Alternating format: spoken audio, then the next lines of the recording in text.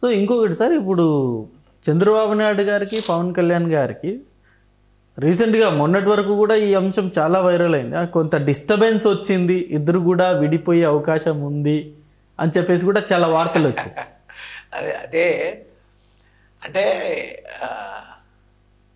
News creation అనేది ఉంటుంది కదా, ఏదో క్రియేట్ చేయాలి. ఒకటి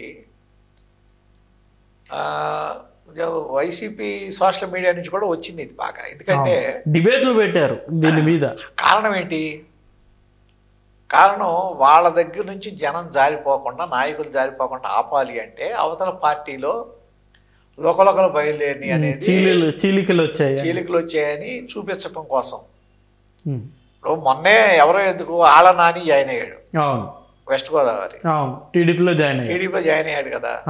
ఇంకా గేట్లు తెరితే చేరే వాళ్ళు చాలా మంది ఉన్నారు అంటున్నారు. అంటే నాయకత్వం బలహీన పడిపోతుంది. ఎక్కడికక్కడ మంచి నాయకులు వచ్చేస్తే ఆ ఏరియాలో నాయకత్వం లేకపోయినప్పుడు మీ కార్యకర్తలు ఉన్న ప్రయోజనం ఉంటుంది, నడిపించేవాడు ఉండాలి కదా. నడిపించేవాడు లేనప్పుడు కొద్దిగా ఆ ప్రాంతంలో పెద్ద నాయకుడు వెళ్ళిపోతే బలహీన పడుతుంది. ఆ పరిస్థితి ఉంది కాబట్టి దానికి అడ్డుకట్ట వేయటానికి ఏదో ఆలోచించడం. మొన్నటిదాకా జమీల్ ఎన్నికలు అన్నారు, అది జగన్మోహన్ రెడ్డి గారి మాటలోనే చెప్పాడు, 26లోనే వచ్చేస్తాయి అన్నారు. అంటే ఇవన్నీ ఏంటంటే ఎలక్షన్లు వస్తాయి, మళ్ళా జనంలోకి వెళ్తాం కాబట్టి మీరు ఇక్కడే ఉండండి అని ఒక విధంగా చూపించడం కోసం తప్ప ఇవన్నీ మీరు ఈ టర్మ్ మొత్తం ఎన్డీఏ కలిసే ఉంటుంది. దాంట్లో ఏం అనుమానం లేదు. చిన్న చిన్న అభిప్రాయ భేదాలు ఏదైనా ఉంటే చదువుకుంటారు, అది పెద్ద ఇష్యూ కాదు. ఆ మధ్య కాలంలో అదే లోకేష్ గారిని డిప్యూటీ సీఎం చేయాలని చెప్పేసి ఒక ప్రతిపాదన కూడా టీడీపీ నుండి బలంగా వినపడింది. టీడీపీ నుంచి రాలా, కొందరు నాయకుల నుంచి వచ్చింది. టీడీపీలో ఉన్న కొందరు నాయకుల నుంచి. దానికి చంద్రబాబు నాయుడు గారు అంటే తర్వాత చెప్పారు కదా, అసలు మీరు పార్టీ నుంచే వెళ్ళింది, అసలు వాటి గురించి మాట్లాడవద్దు, మీరు ఎవరో మాట్లాడటానికి వీల్లేదని చెప్పారు. సో అంటే ఇవన్నీ పై లెవెల్లో కాదు, కింద లెవెల్ నుంచి ఏ స్టార్ట్ అవుతాయి. అయినా ఎక్కడికక్కడ కంట్రోల్ చేసుకుంటారు. ఇప్పుడేం లేదు కదా ఇష్యూ.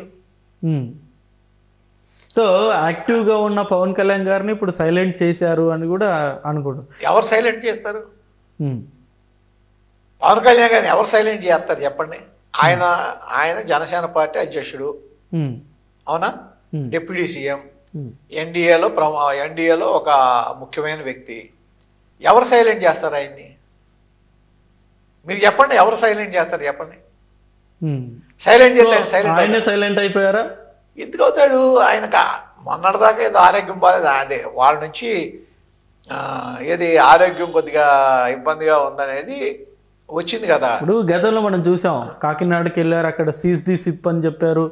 మళ్ళీ పెద్దారెడ్డి గారికి సంబంధించి భూ కబ్జా ఆరోపణలు వస్తే అక్కడికి కూడా వెళ్ళారు.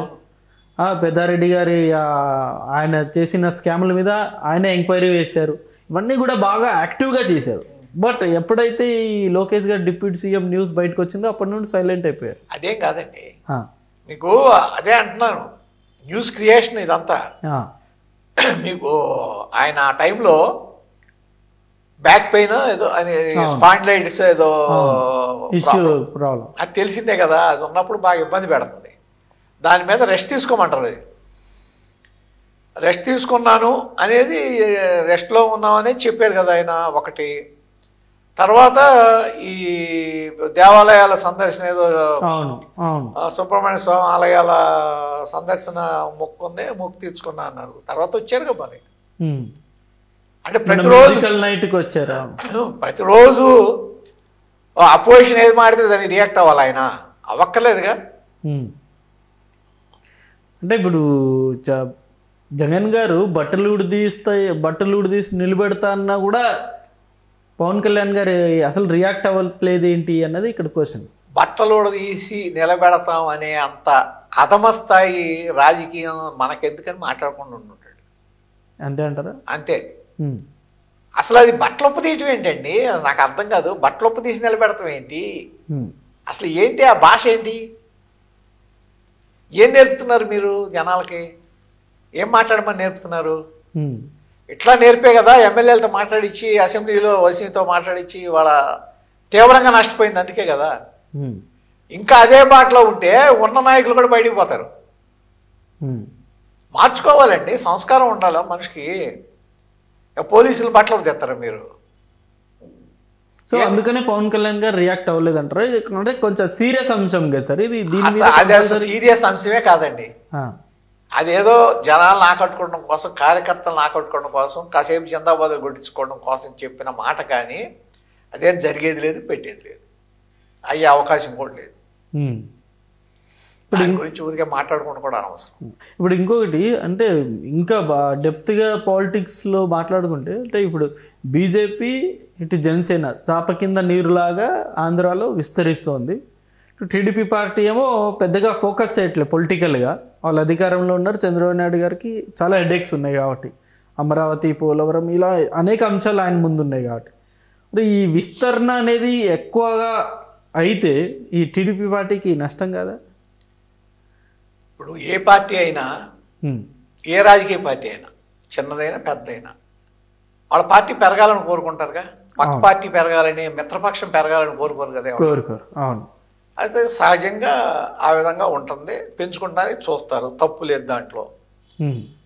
రెండోది ఏంటంటే పెరిగిందా పెరగలేదా అనేది ఒకటి. ఒకవేళ ఆ విధంగా పెరిగితే దానికి తగినట్టే అలయన్స్లు ఉంటాయి, ఆ విధంగా అడ్జస్ట్ అవుతారు. అంతేగాని ఇంకో పార్టీ పెరగకూడదు, మనమే ఉండాలి అనేది జరిగే పని కాదు ఎక్కడ కూడా. రెండోది ఆ విధంగా పెరగటం వల్ల అలయన్స్కి నష్టం జరుగుతుందని కూడా నేను అనుకుంటున్నా. అంటే ఫ్యూచర్లో ఈ ఇరు పార్టీల మధ్య మళ్ళీ పోటీ ఉండే అవకాశం ఉంది కదా? అవునండి. రేపు ఇది నియోజకవర్గాల పునర్విభజన జరిగితే 250 సీట్లు అవుతాయి ఆంధ్రప్రదేశ్లో. 50 సీట్లు పెరుగుతున్నాయిగా. సో అక్కడ సర్దుబాటు మళ్ళీ కూడా చేసుకోవచ్చుగా. బట్ ఈసారి మళ్ళీ జనసేన, మనం అంటే ఫ్యూచర్ పాలిటిక్స్ మాట్లాడుకుంటే జనసేనకి ఎక్కువ స్థానాలు ఇవ్వాల్సిన పరిస్థితి అయితే ఖచ్చితంగా ఏర్పడుతుంది కదా సార్. చూడాలండి. లాస్ట్ టైం 21 ఇచ్చారు. 21 ఇచ్చారు. పరిస్థితిని బట్టి చూసుకుంటారు. అప్పుడు పరిస్థితిని బట్టి, వాళ్ళ దగ్గర ఉన్న నాయకత్వాన్ని బట్టి, వాళ్ళకి ఎక్కడైనా మంచి నాయకత్వం ఉంటే ఆ ఉన్న చోట అడుగుతారు, పెద్ద నాయకుడు ఉన్న చోట అడుగుతారు, నాయకత్వం లేని చోట అడగరు. ఆ విధంగా అడ్జస్ట్మెంట్స్ జరుగుతాయి. చూడాలి. అది ఇప్పుడు కాదు కదా, ఇంకా చాలా టైం ఉంది కదా. 29 జమిలీ అయితే వచ్చే అవకాశం లేదా సార్? జమిలీ చెప్పలేమండి. వాళ్ళు ఈ లోపు కనుక బీజేపీ డెసిషన్ తీసుకుంటే, ఇప్పుడు బీజేపీ అన్ని చోట్ల గెలుస్తుంది రాష్ట్రాల్లో. మహారాష్ట్ర, హర్యానా గెలిచింది.